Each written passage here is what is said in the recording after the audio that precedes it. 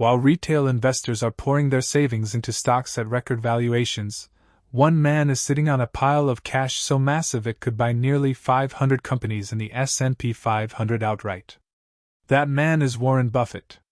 And in 2026, while the market swung wildly and millions of investors scrambled to buy the dip, Berkshire Hathaway did almost nothing. No big purchases. No headline acquisitions. Just cash. Nearly $400 billion of it, sitting quietly in treasury bills. This isn't indecision. This is one of the most deliberate, disciplined moves in financial history. And today, we're going to break down exactly why Buffett is doing this, what it means for the rest of us, and what India's retail investors specifically need to learn from it. Let's start with the scale of this, because the number alone tells a story. As of the first quarter of 2026, Berkshire Hathaway's cash and short-term investments hit an all-time record of roughly $397 billion. That surpasses the previous high of around $373 billion at the end of 2025. To put that in perspective, that cash pile alone is bigger than the combined cash reserves of Apple, Amazon, Alphabet, and Microsoft. 4 of the largest companies on Earth, combined, and Buffett's cash position still wins. And here's the part that should really catch your attention. Berkshire added to this pile by selling about $24 billion in equity securities during the first quarter, while only buying back around $16 billion. That means Buffett, or rather, his hand-picked successor Greg Abel, kept selling more than buying. This net selling streak has now continued for more than 3 years in a row. 3 years. Not 3 months. Not a knee-jerk reaction to one bad quarter. 3 full years of consistently choosing to sit on cash rather than chase the market higher. Meanwhile, between 2022 and 2024 alone, Berkshire sold a net $173 billion in equities while buying relatively little in return, a deliberate exit from positions Buffett believed had become overvalued. That included trimming massive stakes in Apple, Bank of America, and Amazon. This is not panic. This is patience, executed at a scale almost no one else on the planet can replicate. So why is this happening right now, in 2026?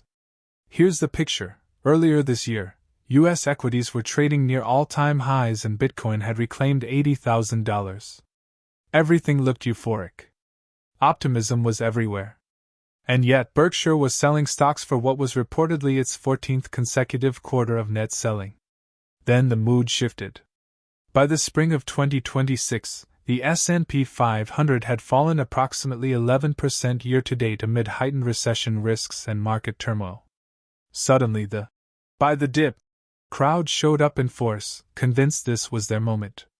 But Buffett didn't budge. And here's where it gets really interesting.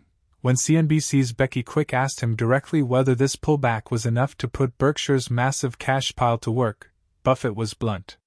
He said a market decline of just 5 or 6% was nowhere near enough to make stocks attractive again.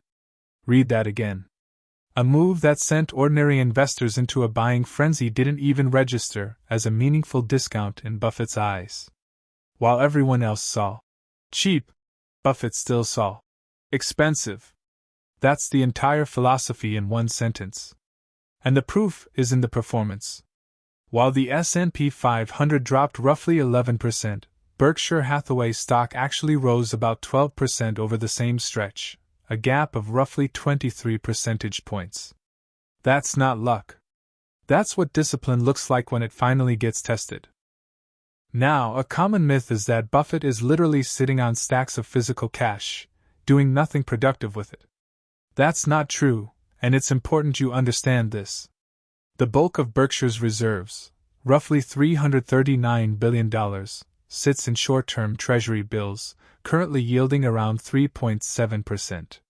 That means this idle cash is actually generating Buffett somewhere in the neighborhood of $13 billion a year in risk-free income, according to earlier estimates when the pile was at $373 billion. As the pile has grown to nearly $400 billion, that income stream has only gotten bigger. So this isn't money doing nothing. It's money earning a safe, guaranteed return while waiting for the right opportunity, fully liquid, ready to be deployed within days if the right deal or the right crash shows up. This is the genius of the strategy. Buffett isn't choosing between invest or do nothing. He's choosing between invest now at high prices or earn steady risk-free income while waiting for better prices. For him, that's not even a difficult decision. Here's something a lot of channels are missing in this story. Warren Buffett officially stepped down as CEO of Berkshire Hathaway at the end of 2025. Greg Abel now runs the company. And yet, nothing changed. Even under new CEO Greg Abel, the capital allocation strategy has not shifted at all. Abel told shareholders at the May 2026 annual meeting that he sees a unique opportunity forming for Berkshire's core businesses, but notably did not announce any major acquisitions or large equity deployments. This tells you something profound about Buffett's legacy. It's not just a strategy, it's a culture. He didn't just pick stocks for 60 years. He built an institution so disciplined that even after he left the building, the philosophy held firm. In fact, one of the only major moves Abel made in the first quarter was buying back Berkshire's own shares, not chasing the broader market, but investing in the one business he understands better than anyone, Berkshire itself. That's a masterclass in capital discipline that most fund managers, and most retail investors, will never come close to replicating. Now let's bring this home, because this lesson matters just as much on Dalal Street as it does on Wall Street. If you're running SIPs into Nifty or Sensex linked funds, or you're actively trading individual stocks on the NSE or BSE, the temptation during a rally is always the same: fear of missing out. When the market is hitting new highs, it feels almost irresponsible not to be fully invested. And when there's a small dip, the instinct is to rush in and buy the dip before prices recover. But Buffett's behavior in 2026 teaches something different. Cash is not a wasted asset. Cash is a strategic weapon. It's optionality. It's the ability to act decisively when others are forced to sell out of panic. This doesn't mean Indian investors should sell everything and sit on cash indefinitely. That's not what Buffett did either. Remember, he was still actively managing an enormous, diversified portfolio. The lesson is about discipline at the margins, not deploying every single rupee the moment it's available, maintaining a cash buffer, and having the patience to wait for genuinely attractive valuations rather than chasing momentum. For SIP investors specifically, this validates something simple but powerful: staying consistent with your SIP through volatility, rather than stopping it out of fear or doubling down out of greed during a rally, mirrors exactly the kind of unemotional discipline Buffett has shown for decades. The amounts are different. The principle is identical. Here's the part that should make you sit up. This isn't the first time Buffett has done this. The reserve Berkshire has built up actually surpasses the combined cash holdings of Apple, Amazon, Alphabet, and Microsoft. And historically, when Buffett accumulates cash at this kind of scale, major market dislocations have tended to follow. Buffett built similarly large cash positions before the 2008 financial crisis and used that dry powder to strike legendary deals, buying preferred shares in Goldman Sachs and Bank of America at terms that would make any investor jealous, precisely because he had liquidity when everyone else didn't.